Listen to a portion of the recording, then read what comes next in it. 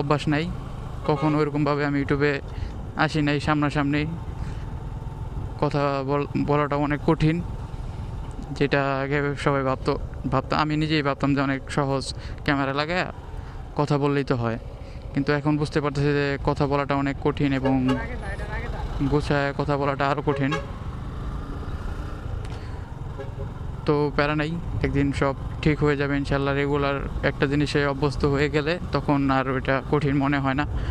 তো আমি চাচ্ছি রেগুলার হওয়ার জন্য।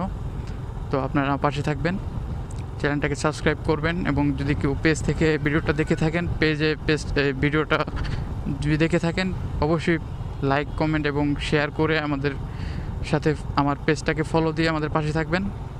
তো আজকের ভিডিওটা এই পর্যন্তই। ধন্যবাদ। আবার দেখা হবে নতুন আরেকটা ভিডিওতে, নতুন আরেকটা ব্লগে, আবার এই নতুন কোনো টপিকের মাধ্যমে। তো